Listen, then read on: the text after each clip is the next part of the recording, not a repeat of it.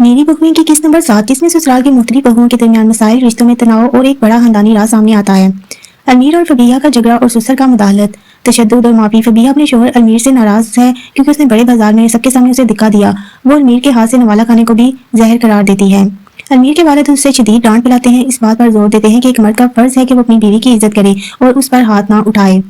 फबीहा अपनी वालदा के घर जाना चाहती है और कहती है कि अलमीर ने उसे बहुत दुख दिया है। अलमीर के वालिद उसे घर छोड़कर जाने से रोकते हैं, इससे माफी मांगते हैं और वादा करते हैं कि अगर अलमीर ने दोबारा ऐसी हरकत की तो वो इसकी हिमायत करेंगे। फबीहा अपने ससुर की बात मानकर रुक जाती है। बड़ी बहू अपने शोहर आर्यान से शिकायत करती है कि दूसरी बहुएं छुट्टी वाले दिन अपनी मां के घर चली जाती हैं, जिसकी वजह से सारा काम उसे अकेले करना पड़ता है। जबकि सास की तबीयत भी खराब है, वो इंसाफ का मुतालबा करती है। ईमान और शावीर के यहाँ बच्चे की खुशखबरी मिलने पर पूरा खानदान बहुत खुश है और शावीर के वालिदैन दादा दादी बनने पर खुशी का इजहार करते हैं। ईमान अपनी वालदा के घर जाने की इजाजत लेकर जाती है।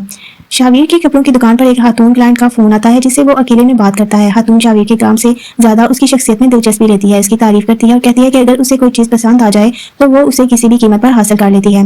वो दोनों चाय पर मिलने का प्रोग्राम बनाते हैं। अंबर के हमल का राज, 3 जवान बहुओं की सास और फबीहा की वालदा। अंबर को इस उम्र में हमल ठहर जाता है जब वो नानी बनने वाली हैं।